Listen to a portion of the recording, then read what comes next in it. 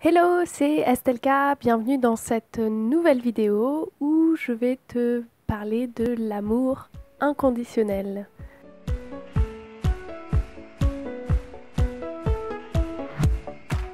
Je ne vais pas te donner une définition de l'amour à proprement parler, mais plutôt une vision plutôt bouddhiste de ce qu'est l'amour, qu'est-ce que c'est que d'aimer inconditionnellement. Alors si tu es fan de méditation ou de tout ce qui est conseil pour comment attirer l'amour, j'ai fait des vidéos là-dessus.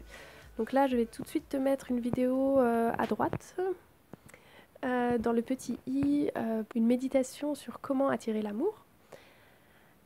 Et juste après, toujours dans le petit i, tu verras mes conseils pour comment attirer un homme quand on est une femme.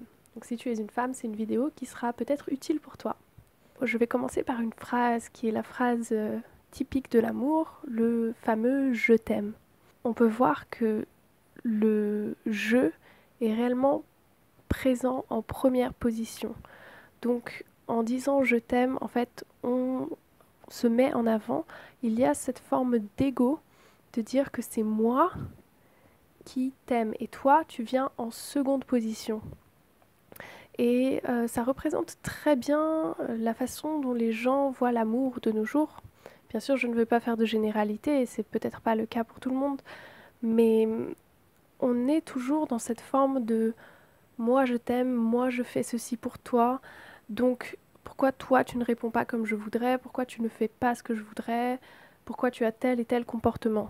Et on porte toujours un jugement qui finalement vient de notre propre ego, de notre propre culture, de nos habitudes, qui sont forcément différentes d'une autre personne, d'une personne avec qui on pourrait être dans une relation. Et dans cette vidéo, j'irai même plus loin que la relation amoureuse. Je souhaite parler de l'amour inconditionnel dans toute situation, donc que ce soit en amitié, dans la famille ou dans les relations amoureuses. Cette vidéo va être assez courte parce que finalement, définir l'amour inconditionnel, on peut le définir avec seulement deux mots qui sont savoir donner et savoir recevoir. Donc donner et recevoir. Et on remarquera que de nos jours, bon, on sait très bien tous ce que c'est que de donner. Donc donner de son temps, donner de soi-même, offrir quelque chose, voilà, donner quelque chose de soi-même. Mais peut-être que l'on est moins familier avec le recevoir.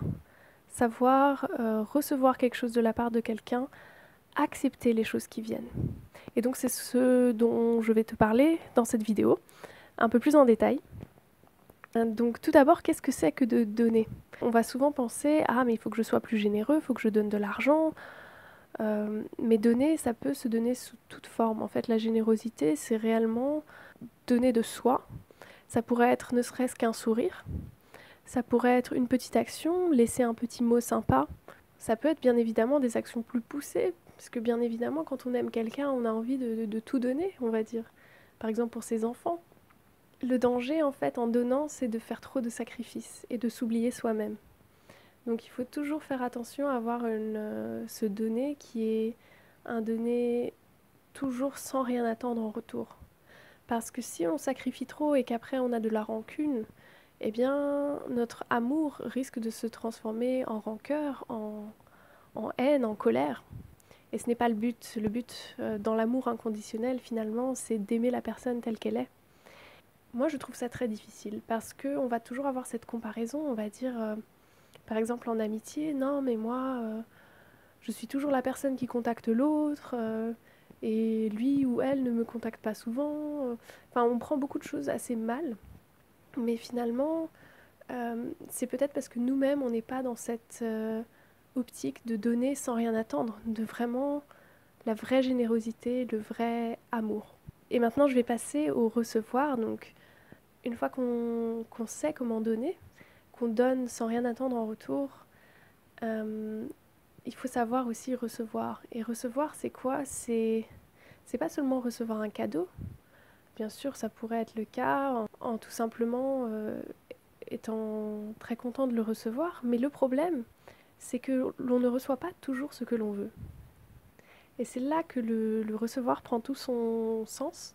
C'est que parfois, toi, tu vas donner une fleur, et en échange, tu vas recevoir une chaussette, voire une chaussette sale.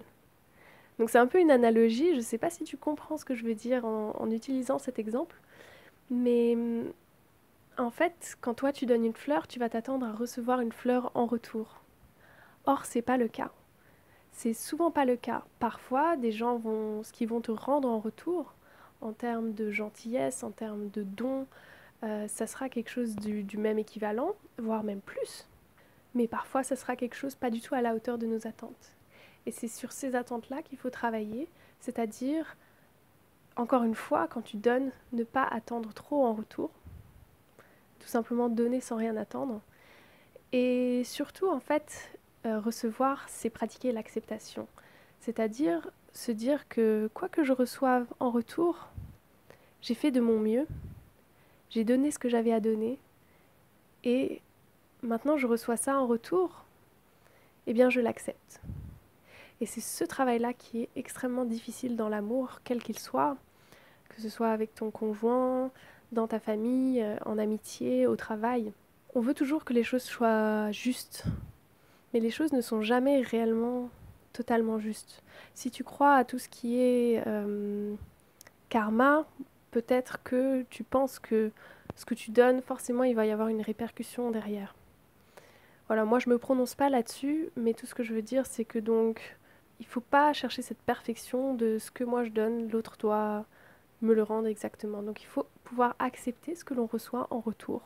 Peut-être même pratiquer la gratitude sur les petites choses que l'on reçoit. Pareil, quand l'on reçoit un sourire de la part de quelqu'un, on peut pratiquer cette pleine conscience de se dire cette personne m'a souri. Elle m'a donné quelque chose. C'est aussi un cadeau que l'on reçoit. Et ça, c'est un travail très puissant sur nous-mêmes qui peut réellement changer notre vie. Donc pour conclure, finalement, aimer de manière inconditionnelle, c'est donc savoir donner, donner sans rien attendre en retour. Et donner, c'est même plus que l'acte du don, c'est réellement faire de son mieux. À tout moment, toujours donner le meilleur de soi pour les autres. Et plus on donne, plus on reçoit, ça c'est sûr. De l'autre côté, savoir aussi recevoir. Parce que si on a des attentes, on veut recevoir quelque chose de particulier, qu'on ne le reçoit pas, ça crée de la souffrance. On va se dire, mais pourquoi cette personne ne m'a pas rendu ce que je lui ai donné? Pourquoi elle m'a donné seulement ça? Et en fait, il n'y a pas de jugement à porter puisque nous sommes tous différents, nous avons tous des façons de voir les choses, des valeurs différentes. Et pratiquer l'acceptation dans le recevoir, c'est réellement ça qui nous permet d'aimer inconditionnellement. Donc c'est sur ces deux aspects-là qu'il faut travailler pour avoir plus d'amour dans sa vie, être capable d'en donner, mais également capable d'en recevoir. Voilà, j'espère que cette courte vidéo t'a plu. N'hésite pas à me laisser dans tes commentaires ce que tu en as pensé, comment toi tu réagis dans des situations concrètes de ta vie. Est-ce que tu as peut-être des difficultés à recevoir ou à donner?